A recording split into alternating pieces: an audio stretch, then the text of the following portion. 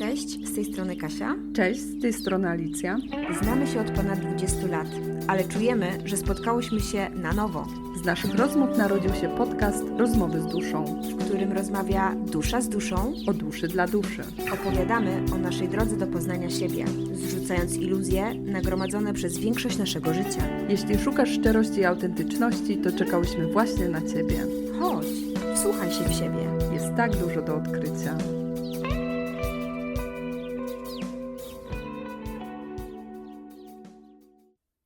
Witaj, piękna duszo. Dzień dobry. Wracamy do Ciebie z odpowiedziami z głębi duszy. Ja to się zawsze cieszę na te odcinki, dlatego, bo mówię, Kasia, wyślij pytania i jak widzę na WhatsAppie te 4 pytania, mówię, oho, będzie się działo. A ja mam tak samo i zawsze jestem ciekawa, co tam właśnie wymyślisz, co Ci w duszy gra.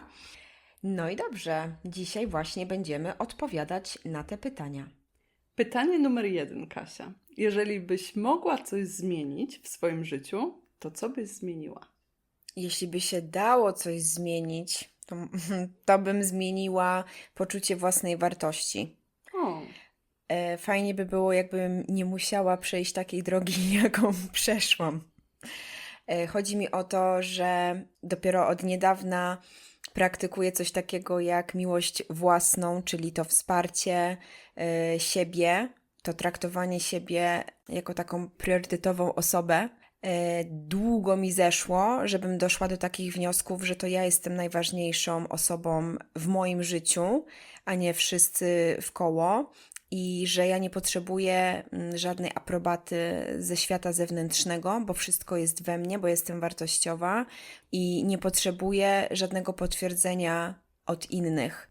czyli co? Ten syndrom zadowalaczki, Tak. people pleaser, czyli wychodzenie z tego syndromu zadowalania wszystkich wokół i Tak. spełniania marzeń wszystkich wokół, a nie swoich i jakby realizowanie oczekiwań Tak. tych ludzi, którzy są na zewnątrz i próbują kierować Twoim życiem. O, tak. Wyjęłaś mi to z ust. To była taka wyboista droga, żeby się dokopać w ogóle do takiego wniosku, tak, bo to było bardzo, bardzo głęboko gdzieś we mnie zakopane i po prostu przez ostatnie lata ściągałam warstwa po warstwie te może nie wspierające też przekonania, które gdzieś mnie tak trzymały w tej iluzji, że tak ma być. No, mówiłyśmy o tym wielokrotnie, że te przekonania kształtują nasze życie i po prostu w pewnym momencie przychodzi taki dzień, że ty czujesz, że coś jest nie tak, że to nie jest twoje i że chcesz coś zmienić. Także cieszę się, że do tego doszłam. Mi się tutaj przypomina, ja nie wiem, czy ja o tym już nie mówiłam w podcaście, ale jak się powtórzę, to okej, bo powtarzanie jest fajne i wtedy kodujemy. Ale ja kiedyś zrobiłam takie ćwiczenie, że wypisałam swoją bucket list, czyli tak, wszystkie marzenia, które miałam do zrealizowania i potem zadanie polegało na tym, że ja siadłam nad tą kartką i wykreśliłam nie swoje marzenia. Czyli zapytałam siebie, czego ja chcę i czy to, co tutaj napisałam, to czy tego chcę ja, czy tego chcą moi rodzice, czy tego chcą moi przyjaciele, czy tego chce mój partner. I wszystko, co było marzeniem innych, wykreśliłam z tej listy. No i co zostało? Jaka była lista? Ile miałaś punktów, pamiętasz? Może 30-40% z tego było naprawdę moje. Mocno. Ja myślę, że tak ma większość ludzi, także bądźmy uważni, bo ciało nam zawsze pokazuje, czy coś z nami rezonuje, czy coś gra, czy nie, tylko właśnie, czy my to chcemy widzieć. Oto jest pytanie. Dokładnie. Ja bardzo polecam to ćwiczenie, właśnie, żeby zadawać sobie pytanie, czego ja chcę, czy ja tego chcę, albo pójść jeszcze dalej, czy ktoś inny chce to, co mi się wydaje, że ja chcę. I czasem przychodzą dosyć zaskakujące odpowiedzi. Było też takie ćwiczenie, żeby sobie napisać na 2 kartkach, na przykład zadajesz sobie jakieś tam konkretne pytanie i dajesz na jednej kartce tak, na drugiej nie, bierzesz je do ręki i sprawdzasz, która kartka jest cięższa. Czyli to takie kinetyczne ćwiczenie i ciało podpowiada. Bardzo fajne. No, piękna duszo. Zatrzymaj tutaj, wiesz co robić.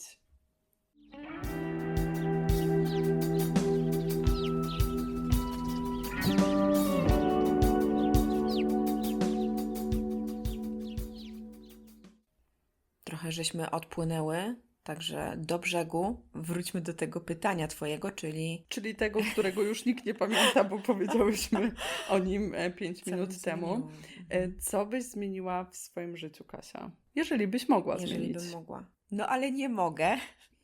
I godzę się na to, bo już mam świadomość, że wszystko się po prostu działo dla mnie i tak musiało być. I już nie zadaję sobie właśnie takich pytań, a co by było gdyby? Chyba że chcę coś stworzyć nowego, to wtedy to pytanie, a co by było gdyby, ma bardzo dużą moc. Tak, to jest jak zaklęcie. Powtórzmy, bo tutaj bardzo fajną rzecz powiedziałaś, bo wszyscy się zastanawiamy, a co by było gdyby i próbujemy zmienić przeszłość. Tak. Zamiast zmienić perspektywę i powiedzieć to pytanie, a co by było gdyby, jest super, ale jeżeli je zadajemy, myśląc o przyszłości. Dokładnie. I w Akademii Pana Kleksa, nie wiem, czy to jest teraz reklama, czy nie, chodzi mi o najnowszą część Kawulskiego. Tam Pan Kleks powiedział do dzieciaków, czy znają jakieś zaklęcia, no i dzieci mówiły abracadabra, hokus pokus, nie wiem, stoliczku nakryj się, takie tam. I Pan Kleks powiedział, że największym zaklęciem jest co by było gdyby. I to, co Alicja powiedziała. To pytanie zadane tyczące się przyszłości ma sens.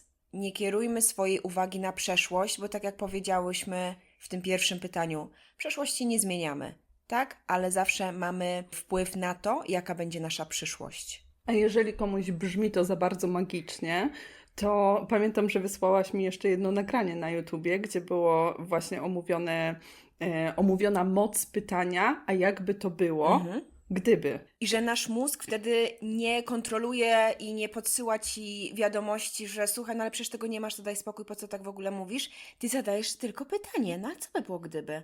I twój umysł logiczny ma taki fuck up i nie wie po prostu, co ma z tym zrobić. Omijasz ten umysł Tak. logiczny, który mówi ci, nie, to nie jest w twoim życiu, to się nie wydarzyło, to nie ma Tak. prawa się wydarzyć, bo ty po prostu stawiasz taką hipotezę i sobie jesteś w tym świecie marzeń i wtedy umysł przestaje gderać, bo mówi, a dobra, ona sobie i tak tam marzy o tym dokładnie. w tym momencie. A to się A ty dzieje. przeskakujesz Tak, właśnie dokładnie. do rzeczywistości. Bo nieraz jest nam trudno wystać w tym, że okej, to się może zadziać. I tutaj przykład.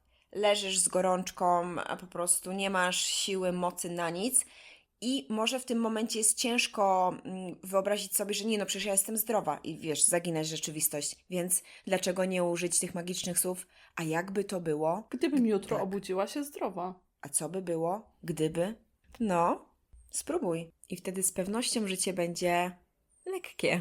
I fajnie, że tutaj powiedziałaś o tej lekkości, dlatego że często jak my o czymś myślimy, to jest to takie ciężkie i my mówimy, no dobra, kreujemy i nadajemy temu taką ciężkość. A jak zaczynamy sobie gdybać, a co by było gdyby, to jest takie lekkie, bo niby przeskakujemy w ten świat fantazji, ale tak naprawdę mając świadomość, że kreujemy, to zaczynamy kreować z lekkością.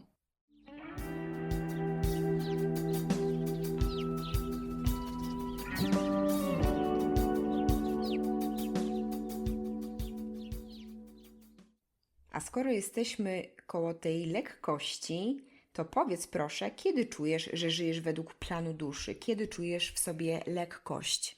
Fajnie, że połączyłaś te dwa pytania, bo u mnie to jedno wynika z drugiego.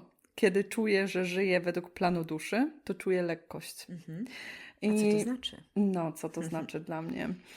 Kiedy czuję, że żyję według planu duszy? Tutaj od razu pojawia mi się taka koncepcja zielonego światła z książki The Having. Ona polega na tym, że jak czujesz, że coś jest dla ciebie i że jak czujesz, że coś jest dla ciebie dobre, to jakby widzisz zielone światło. A tutaj przerwę ci, ale to też oznacza, że coś przychodzi do ciebie z łatwością i z lekkością, to wtedy masz świadomość, że to jest dla ciebie? Tutaj z tym zielonym światłem to chodzi raczej o to uczucie, że to jest takie dobre, że jedziesz naprzód, że droga wolna i to jest to. I nie Takie musisz poczucie, że to walczyć? jest to. Dokładnie. I nie musisz walczyć, nie musisz się spinać. To jest takie uczucie relaksu i Przepływu. takie uczucie przepływu, uczucie, że że robisz dobrze i to jest w zgodzie z tobą, w zgodzie z twoim planem duszy i że to jest na twoich zasadach. I tutaj, skoro mówię o tym uczuciu, to chciałabym jeszcze powiedzieć o 2 uczuciach, które są takie ciekawe, bo może i są przeciwstawne, ale ja czuję, że żyję według mojego planu duszy, albo kiedy doświadczam spokoju, ten spokój jest u mnie bardzo dużym wyznacznikiem, albo odczuwam taką zdrową ekscytację. Czyli widzę jakiś projekt, możliwość zrobienia czegoś, albo możliwość spotkania się z kimś, albo możliwość jakiejś rozmowy i ja czuję, tak, to jest to. Tak, to jest to i ja się po prostu tak wewnętrznie zapalam do tego, jakby moja dusza tańczy, intuicyjnie mówi, fajnie, Alicja, idziemy w to. Ale czasem jest tak, że czujesz ekscytację, ale gdzieś jednak ciało pokazuje, a zostań w domu, a może jednak nie idź, albo masz rewolucję żołądkową, a ty jednak decydujesz pójść. I teraz jest pytanie, czy właśnie idziesz według planu swojej duszy, czy idziesz na przekór, bo później okazuje się, że jednak fajnie, że poszłaś na to spotkanie. Tutaj od razu chce mi się śmiać, bo ja nie wiem, czy ja bym się dowiedziała w ogóle, że będzie fajnie. Dlatego, bo ja już tak teraz słucham ciała, żebym chyba nie poszła.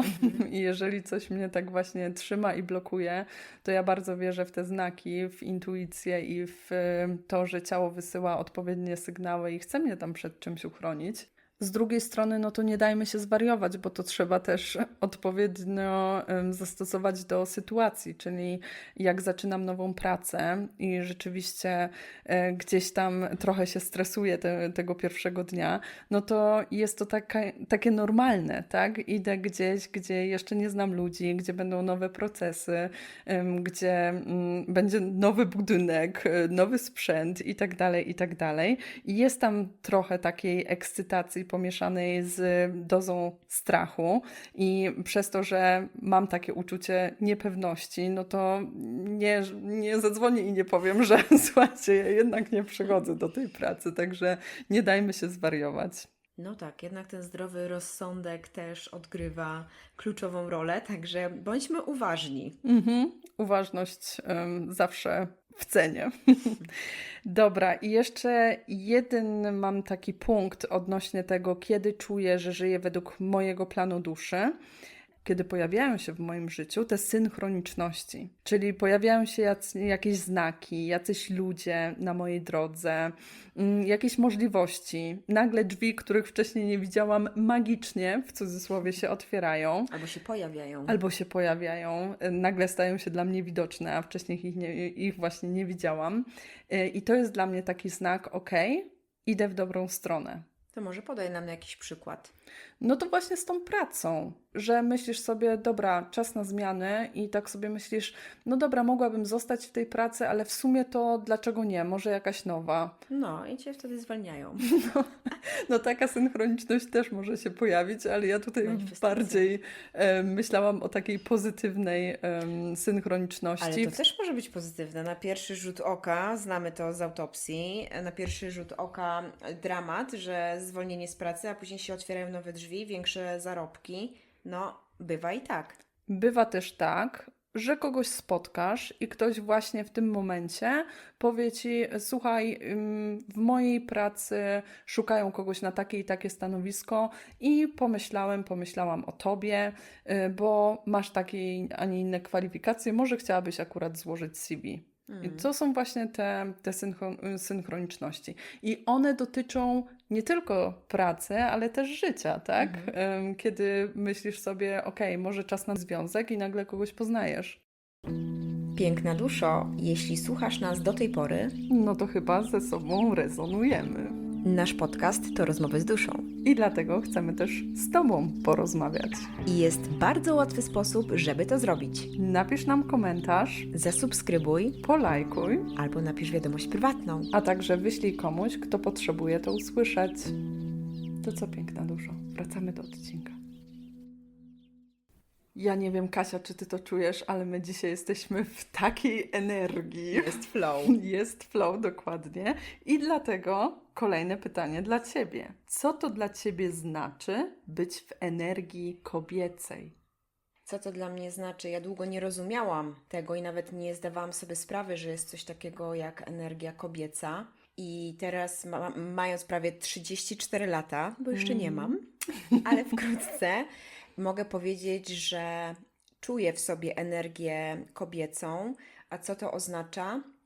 To, że jestem świadoma swojej kobiecości, że wrócę do tej lekkości, że też jak jestem w energii żeńskiej, kobiecej, to właśnie czuję w sobie lekkość. Nie mam takiego poczucia, że cały czas muszę nosić spodnie, w sensie Podejmować decyzje, być taka stanowcza, konkretna, konsekwentna. zawsze gotowa, zawsze przygotowana, w sensie pozwalam sobie być kruchą, znowu lekką, taką subtelną, ale to nie znaczy, że energia żeńska jest słaba. Nie, ona ma w sobie moc i też myślę, że ciało pokazuje, czy ty jesteś w tej energii, czy nie. Twój wygląd zewnętrzny, bo jednak jasne, my tutaj mówimy o duszy, ale mamy to ciało i po ciele też widać, czy my w tej energii jesteśmy. Ja widzę po sobie, po swoich zdjęciach, że z mojej takiej kanciastej, nie wiem właśnie jak to się mówi, czy kanciastej twarzy, kwadratowej twarzy, bo mama mi ostatnio wysłała zdjęcia od podstawówki, nie wiem, do teraz, jakie tam wynalazła i naprawdę widzę, że te rysy się zmieniają bez żadnego, wiesz, skalpela, że Są takie bardziej, łagodniejsze. tak, są bardziej łagodne, dokładnie. A jaki masz stosunek do tego, że energia męska to działanie, a energia kobieca to przyjmowanie, otrzymywanie? Czy zgadzasz się z tym? O, jak najbardziej. Tym bardziej, że jesteśmy my, kobiety, uczone od najmłodszych lat, żeby właśnie dawać, żeby ofiarować, a tego przyjmowania, to mam wrażenie, że nikt nam nie przedstawia jako jakiś nasz atut, tylko wręcz jako coś negatywnego. Masz tylko dawać, dawać, dawać. Oczywiście, no nie zrozumcie nas źle, tak? Ale właśnie, energia męska to jest właśnie to działanie, to dawanie, a nam się mówi, żeby właśnie być w tej energii męskiej. I tak jak powiedziałaś, no może zabrzmi to źle, ale dawać, dawać, dawać, a my jesteśmy stworzone po to, żeby otrzymywać. I tutaj od razu zapala się taka lampka, no ale jak ja mogę otrzymywać? No tak, i jeszcze to takie niewspierające przekonanie, że ktoś leży i pachnie. No nie, ty nie możesz. I zobacz, same wiemy po sobie, jak jest trudno czasami usiąść i po prostu nic nie robić, bo gdzieś tam w głowie głosik mówi, że no słuchaj, ty masz być cały czas na pełnych obrotach. Masz być produktywna i w ogóle co to za lenistwo. I zastanawiam się, kiedy w końcu społeczeństwo się obudzi, że my jesteśmy cykliczne, a z kolei mężczyźni działają w systemie 24-godzinnym, jakkolwiek to brzmi. Świetnie to brzmi, bo to jest właśnie taki artykuł, który przeczytałam na ten temat, że współczesny świat, współczesny rynek pracy nie odzwierciedla albo nie jest dostosowany do naszego cyklu kobiecego, tak? Bo tutaj no nie będziemy wchodzić w szczegóły, ale my właśnie funkcjonujemy w cyklu 28-dniowym, tak? I w zależności od tego, w której fazie cyklu jesteśmy, no to jesteśmy zupełnie inaczej produktywne, inaczej postrzegamy, mamy inne emocje. Natomiast mężczyźni mają ten cykl 24-godzinny i oni po prostu reset. 24 godziny, reset, wstają i znowu mają swoją energię. A my kobiety jesteśmy zupełnie inne. I ja uwielbiam obserwować biznesy kobiece, szczególnie na Instagramie, szczególnie tych kobiet, które tworzą zgodnie ze swoim cyklem. Bo to widać, zbliża się okres, ich nie ma na Instagramie. Tak. Potem jest faza, w której zaczynają się rozkręcać, a potem jest owulacja i jest sprzedaż.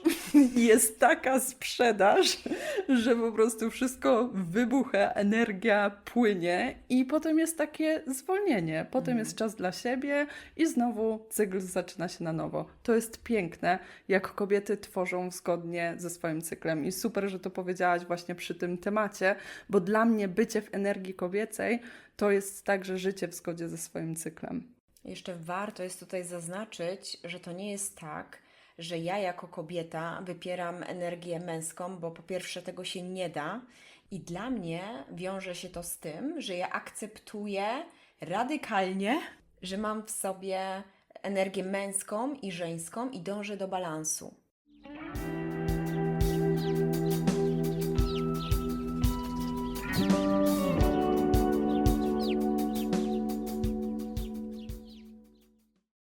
I żeby zachować ten balans, o którym była mowa wcześniej, ostatnie pytanie do Ciebie, Alicja, w tym odcinku.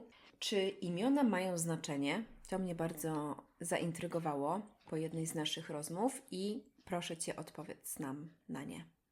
Krótka odpowiedź mają. Kropka. No i kończymy już w końcu. Nie no, żartujemy. Alicja, kontynuuj. Wiem, dlaczego pytasz, bo opowiadałam Ci, że ostatnio byłam na szkoleniu, na którym rozmawialiśmy o symbolice i było właśnie też o imionach, że imię to tak naprawdę też symbol. I pytasz, czy nasze imiona mają znaczenie? No mają. I tutaj bardzo prosto, jak się można o tym przekonać, sprawdź znaczenie swojego imienia, bo okaże się, że bardzo dużo cech przypisanych osobie z Twoim imieniem będzie po prostu pasować. A odnośnie tej symboliki, to ja byłam na szkoleniu związanym z Recall Healing, czyli totalną biologią. I tam właśnie opowiadałam Ci, Kasia, i uważałaś to za bardzo fascynujące, że każda litera nawiązuje do alfabetu hebrajskiego i tak naprawdę opowiada swoją historię. Każda litera w imieniu opowiada swoją historię i odpowiada jakiejś krótkiej frazie. W ogóle to chciałam powiedzieć, że mamy 22 litery w alfabecie hebrajskim, a także arkana wielkie w tarocie to 22 karty. Bang, bang. 22 to także liczba mistrzowska, ale wracając do tematu. No właśnie, K, jak Kasia, oznacza waleczność wojownika. O. Na przykład litera R symbolizuje głowę, N symbolizuje zaprzeczenie, A symbolizuje na początku, początek i w taki sposób okazuje się, że docierając do znaczenia poszczególnych liter naszego imienia, możemy odkodować znaczenie całego imienia. To ciekawe, bo każde w sumie imię żeńskie ma na końcu A, czyli kobieta już na początku ma w sobie początek? Może dlatego, że rodzi dzieci? Wiesz co, to wszystko zależy od liter sąsiadujących, moim zdaniem. Dlatego, bo ten początek, tak jak zauważyłaś, można zupełnie różnie rozumieć. I jak masz N i A, no to będzie zaprzeczenie na początku. I teraz pytanie, z czym wiąże się zaprzeczenie na początku w Twoim życiu? I tutaj wchodzimy w indywidualne historie, wchodzimy w historię rodu, w pamięć o przodkach i może to mieć bardzo różne znaczenie w zależności od historii, bo każda historia jest inna. I jeszcze zamykając ten temat imion, to myślę, że imiona mają znaczenie, bo widzę je ja osobiście jako łącznik z przeszłością, bo dla mnie jest to też pamięć o przodkach, o historii rodzinnej, a także lojalność rodowa, bo zauważ, Kasia, że często nadawało się imiona dzieciom po dziadkach. Ja mam na drugie po babci. Zofia. Na przykład. I tutaj nie da się nie zauważyć, że jest to jakiś łącznik z przeszłością, że jest przez to zachowana pamięć o przodkach. I ja myślę, że te osoby, które mają tak samo na imię, jak inne osoby w rodzie, to nie jest przypadek. Jesteśmy w jakiś sposób bardziej połączeni z tą osobą.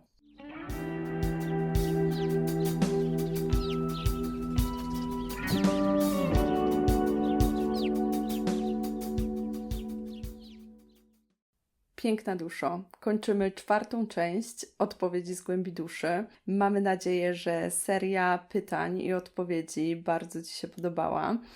Nie wykluczamy, że będą kolejne części, także jeśli masz jakieś pytanie, które chciałabyś nam zadać, koniecznie zostaw nam komentarz. A tymczasem żegnamy się i do usłyszenia w kolejnym odcinku już za tydzień. Cześć! Pa!